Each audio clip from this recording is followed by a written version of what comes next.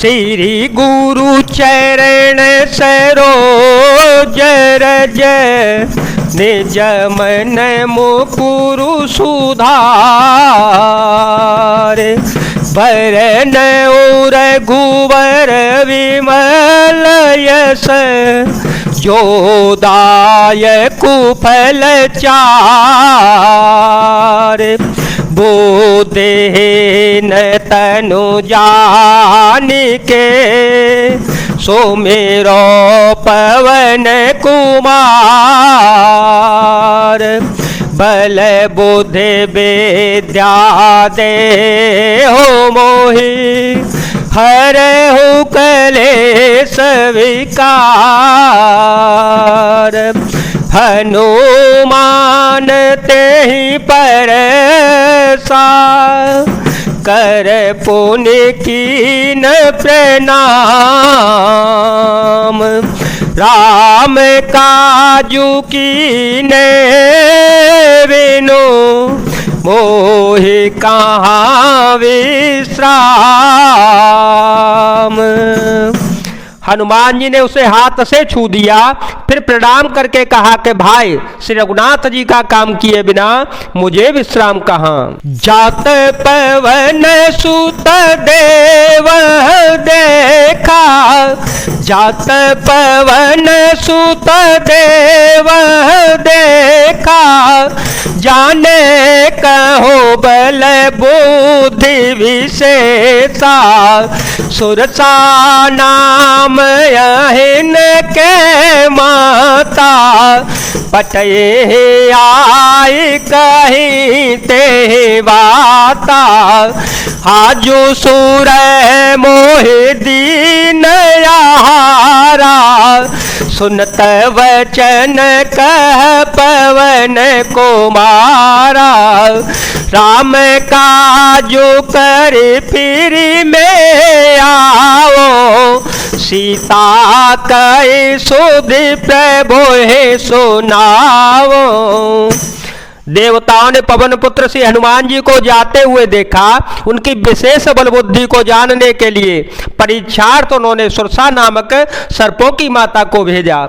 उसने आकर श्री हनुमान जी से यह बात कही, आज देवताओं ने मुझे भोजन दिया है। यह वचन सुनकर पवन पुत्र श्री हनुमान जी ने कहा, श्री राम जी का कार्य करके मैं लौटाऊं और सीता जी की खबर प्रभु को सुना दूं। तब तब बदन पेठी हुआ, तब तब बदन पेठी हुआई, सत्य कहो मोहि जान दे माई, कवने ओ जतन दे नहीं जाना, ग्रस से न मोहि काहे ओ हनुमाना, जो जन भरते बदनु पसारा, कपतनु कीन दो गुण बेस्तारा, सो रह जो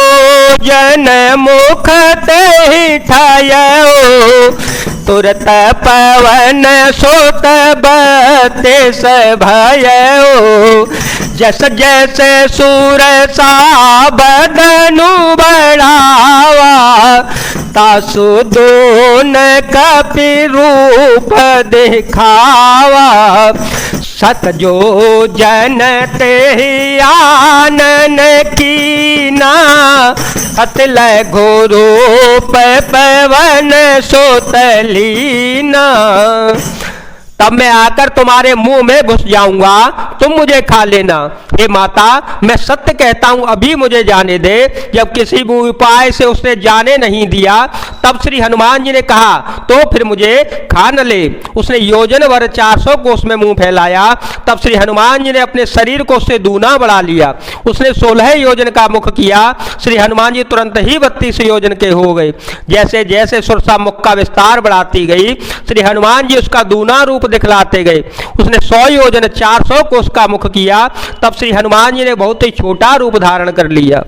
बदन पैटी पुनी बाहर आवा, मांगा विदाता ऐसे रो नावा, मोहि सूरज लागी पठावा, बुद्ध बल मरे मुतोर में पावा। राम सिया राम सिया राम सिया राम, सिया राम जय जय राम। और वे उसके मुख में घुसकर तुरंत फिर बाहर निकल आए और उसे सिर नवाकर विदा मांगने लगे। उसने कहा, मैंने तुम्हारे बुद्धि बल का भेद पा लिया जिसके लिए देवताओं ने मुझे भेजा था। राम का जो सबू करे हो, तुम बल बोध निधान। आशीष दे गई सो हरसि चले हनुमान। मंगल भवन मंगल हारे, ध्रुव हो सो दशरथ अजेर विहारे। राम सिया राम सिया राम सिया राम, सिया राम जय जय राम। तुम श्री रघुनाथ जी का सब कार्य करोगे क्योंकि तुम बल बुद्धि के भंडार हो, यह आशीर्वाद देकर वह चली गई। तब श्री हनुमान जी हर्षित होकर चल पड़े। निश्चर एक सिंधु महु रही, निश्चर एक सिंधु महु रही।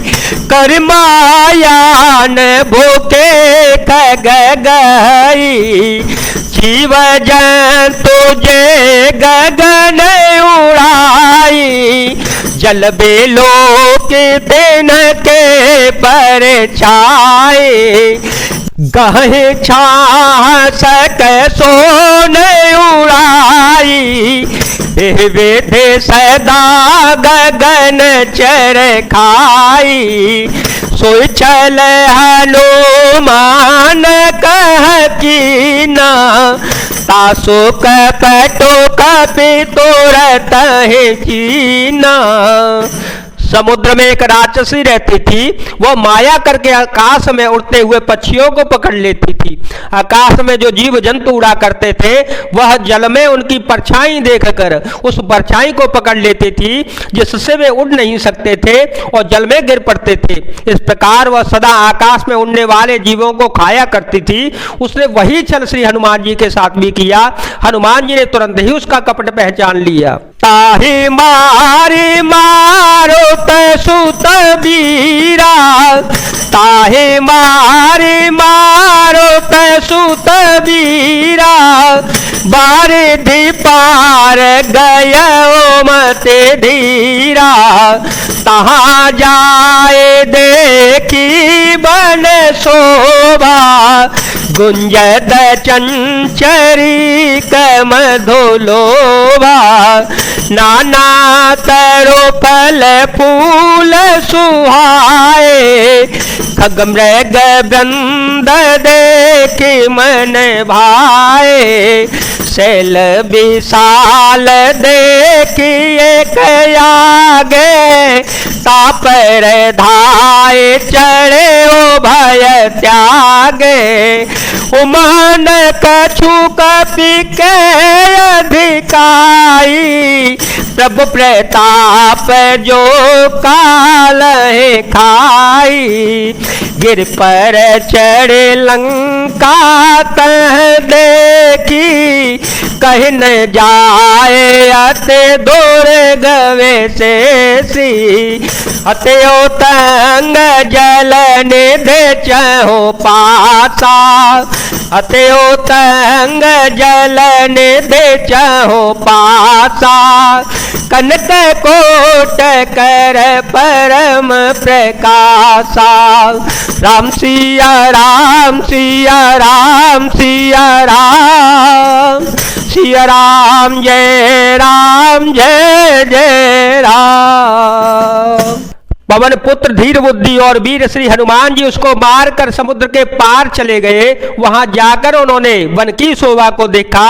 मधुरस पुष्प के लोभ से भौरे गुंजार कर रहे थे। अनेकों प्रकार के वृक्ष फल फूल से सुशोभित थे। पक्षी और पशुओं के समूह को देखकर तो वे मन में बहुत ही प्रसन्न हो गए। सामने एक विशाल पर्वत को देखकर श्री हनुमान जी भय त्याग कर उस पर दौड़ कर जा चढ़े। शिव जी कहते हैं, हे उमा, उसमें बानर श्री हनुमान जी का कुछ भी बड़ाई नहीं है। यह प्रभु का प्रताप है जो काल को भी खा जाता है। पर्वत पर चढ़कर उन्होंने लंका को देखा। बहुत ही बड़ा, बहुत ही सुंदर किला था।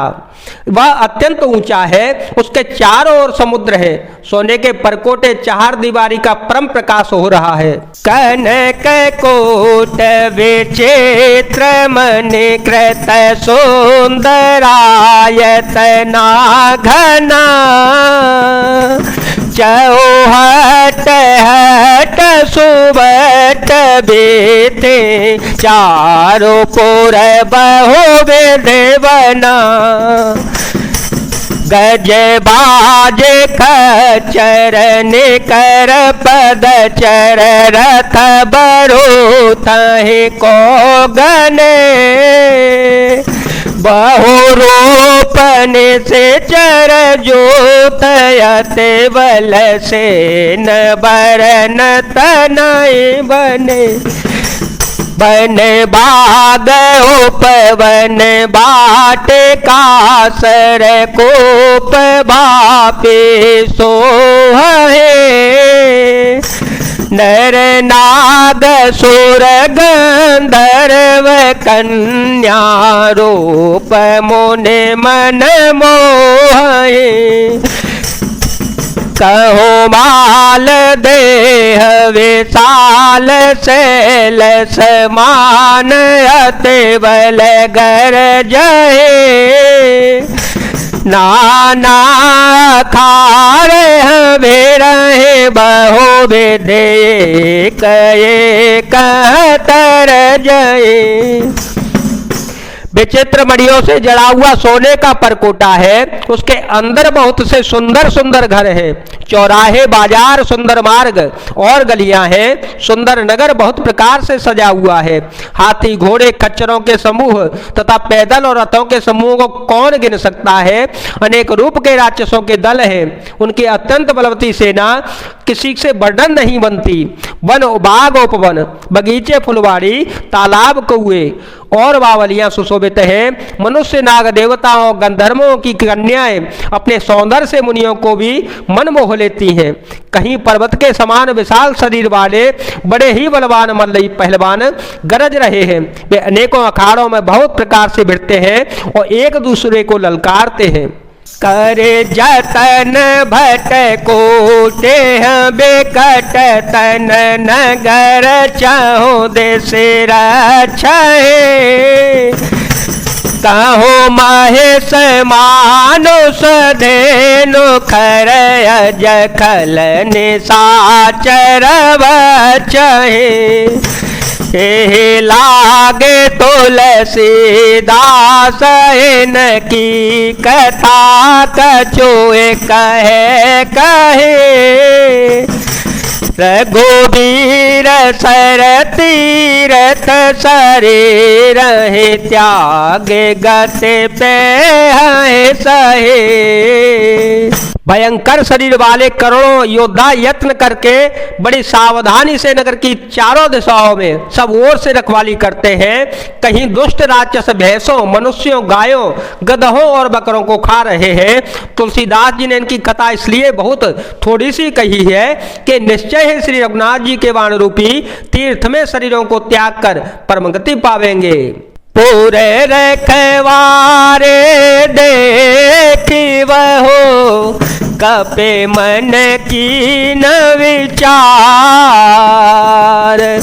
अतिल गुरूप धरो से नगर करो पैसार। जय जय राम जय जय राम जय जय राम जय जय राम जय जय राम जय जय राम जय सिया राम जय राम जय जय राम। नगर के बहुसंख्यक रखवालों को देखकर श्री हनुमान जी ने मन में विचार किया कि अत्यंत छोटा रूप धारण करूं और रात के समय में नगर में प्रवेश करूं। जय जय श्री सीताराम, जय जय श्री हनुमान जी महाराज, जय भोलेनाथ, जय दीनानाथ, जय शिव शंकर।